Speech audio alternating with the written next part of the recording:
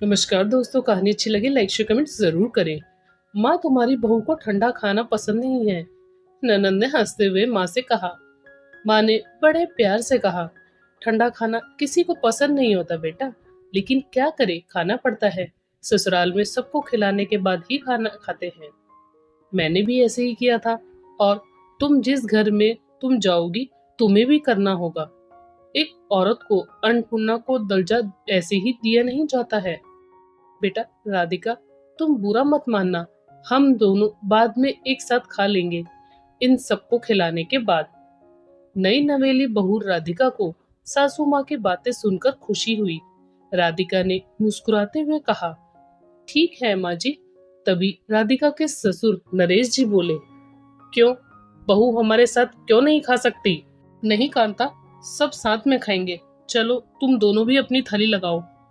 कांता जी का तो मन नहीं था, लेकिन पति की बात को टाल नहीं पाई और सभी ने साथ में खाना खाया। राधिका की नई नई शादी हुई थी। उसका पति राघव एक कंपनी में मैनेजर था। शादी करके वे छोटे से गांव से सीधा शहर आ गई थी। नया माहौल और सब कुछ अनजाना सा लग रहा था, लेकिन अपने ससुराल वालों के सहयोग से वे धीरे धीरे अपने आप को उसी माहौल में ढालने की कोशिश कर रही थी। देखते ही देखते 4 महीने बीत गए। एक दिन राधिका काफी उदास थी।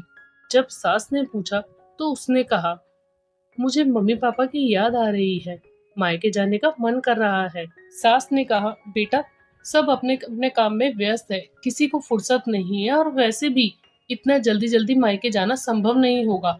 तुम ऐसा करो कि अपनी मम्मी से रोज बात कर लिया करो। राधिका को सास की बात ठीक लगी। जब मन करता वो अपने मम्मी पापा से बात कर लेती। इसी तरह 2 साल बीत गए। अब वह एक बच्ची की माँ भी बन गई थी। अभी भी वो जैसे ही मायके जाने का नाम लेती तो सास ससुर किसी न किसी बहाने टाल देते। मम्मी पापा भी जब कहते तो यहाँ से जवाब मिलता कि फुर्सत नहीं है, काम ज्यादा है। कोई ना कोई बहाना करके टाल देते। राधिका को कई बार शक हुआ कि कहीं ऐसा तो नहीं कि ये लोग मुझे मायके जाने ही नहीं देना चाहते, पर तुरंत ही इस बात को नकार देती कि ऐसा रहते तो सास ससुर मुझे इतना प्यार करते ही नहीं। नहीं, ऐसा नहीं कर सकते वो। एक दिन राधिका पति के सामने बहुत रोने लगी कि मुझे मेरी माँ के घर ले चलो, मेरे पापा की तबीयत ठीक नहीं रहती है, वो इतना दूर शहर नहीं आ सकते।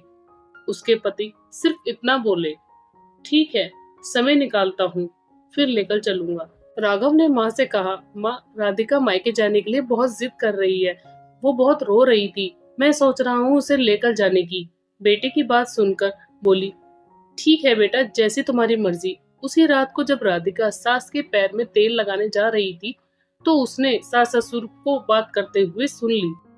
सास कह रही थी, बहू मायके जाने की जिद कर रही है और राघव उसे लेकर जा रहा है, आप कुछ कहेंगे नहीं? बेटा बीवी का गुलाम बन गया है, आपसे पूछना भी जरूरी नहीं समझा। कुछ करिए इससे पहले कि बेटा पूरी तरह से हाथ से निकल जाए। तब ससुर जी बोले, अरे ऐसे कैसे लेकर चला जाएगा वो, बिना मुझसे पूछे? मैं किसी भी हाल में बहू को मायके नहीं जाने दूंगा। इसके बाप ने जो मेरी बेइज्जती की है ना, उसका बदला तो मैं लेकर रहूंगा। दोनों बाप बेटी का मिलना बंद कर दूंगा। अगर किसी दिन इसका बाप आया मेरे यहाँ बेटी को लेने, फिर बताऊंगा मैं। बेटी का बाप होकर मुझे सबके सामने सुना दिया। इतना सुनते ही राधिका के हाथ पैर सुन्न हो गई। वे समझ ही नहीं पा रही थी सास ससुर का कौन सा रूप असली है, अभी जो देख रही हूँ ये या पहले वाला। एक तरफ तो मुझे अपनी बेटी कहते हैं और दूसरी तरफ मेरे माँ बाप से मुझे मिलने नहीं देना चाहते। ऐसा क्या हुआ था शादी में? पापा ने क्या कहा जो अभी तक इतना गुस्सा है?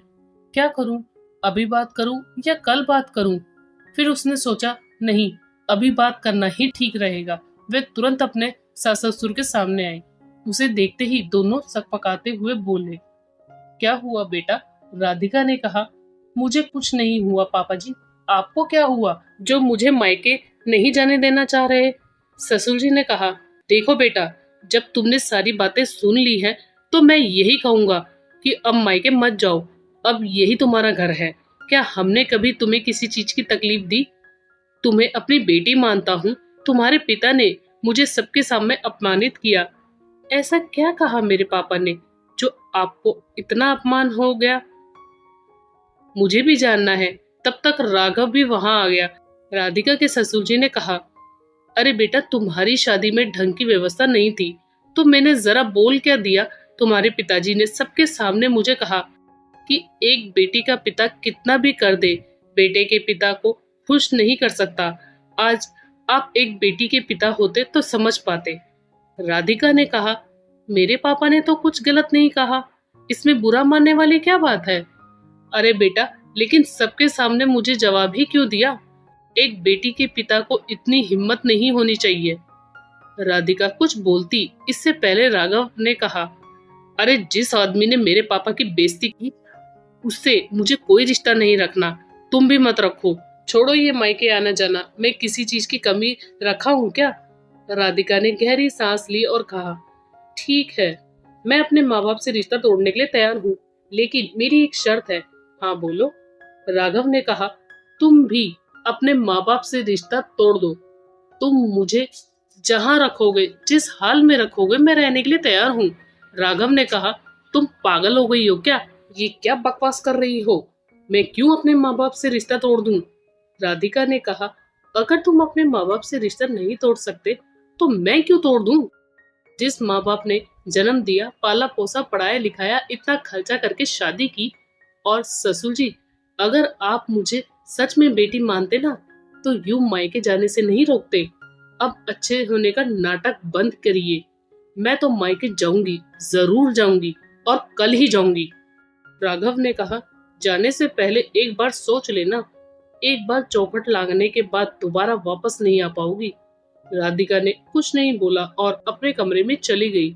अगले दिन जब राधिका अपनी बेटी को लेकर जाने लगी तो राघव ने कहा, तुम जा रही हो तो जाओ, देखना तुम्हारे जैसी हजारों लड़कियां मुझसे शादी करने के लिए मर रही हैं।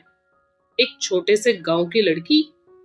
राधिका ने बड़े ही प्यार से कहा, राघव जी, हजारों लड़कियां क्या, आपके लिए 100 लाइन लगी हैं। इतना अच्छा जॉब करते हैं, पिताजी का इतना बड़ा बिजनेस है, लेकिन उन लड़कियों के मन में जरा भी स्वाभिमान होगा ना तो आपके साथ एक पल भी नहीं रहेंगी। ये याद रखना। हाँ, छोटे से गांव की हूँ, लेकिन पढ़ी लिखी हूँ, सही गलत का फर्क समझती हूँ, और मुझे सैकड़ों की नहीं, एक ही लड़के की जरूरत है जो तुम्हारे जितना नहीं भी कमाता हो तो कोई बात नहीं, लेकिन मुझे प्यार करे, मुझे सम्मान करे। अगर मैं उसके माँ बाप की इज्जत करती हूँ तो वह भी मेरे माँ बाप की इज्जत करे। इतना बोलकर वह जाने लगी। गेट से बाहर निकलते समय वे एक बार फिर मुड़ी और राघव से बोली, राघव, तुम अपने माँ बाप से प्यार करते हो, उन पर विश्वास करते हो, अच्छी बात है, लेकिन सही गलत में फर्क करना सीखो, तभी जीवन में खुश रह पाओगे और किसी को खुश रख पाओगे। एक बात और, मैंने आपसे सच्चे दिल से प्यार किया, इस घर को सच्चे मन से अपनाया। मैं रिश्ता तोड़ना नहीं चाहती। अगर तुम चाहते हो कि मैं वापस आऊं तो अपने आप को बदलना, फिर मुझे लेने आना। अगर नहीं तो मत आना। और ससुर जी, आप अपने बेटे के जीवन में अंधेरा मत करिए। कहीं आपका ये घमंड आपकी जिंदगी के साथ आपके बेटे की भी जिंदगी को तबाह ना कर दे। इतना बोलकर वे बाहर निकलने लगी। तभी राघव ने उसका हाथ पकड़ लिया और माफी मांगने लगा। उसे देखकर सास ससुर को भी अपनी गलती का एहसास हो गया और उन्होंने भी राधिका से माफी मांगी और अपने बेटे से कहने लगे, बेटा, तुम बहू को लेकर मायके जाओ, मेरी बहू अकेले मायके नहीं जाएगी। ये सब देखकर राधिका के आंखों में खुशी के आंसू आ गए। तो दोस्तों, आपकी इस कहानी में क्या राय है, हमें कमेंट करके जरूर बताएं।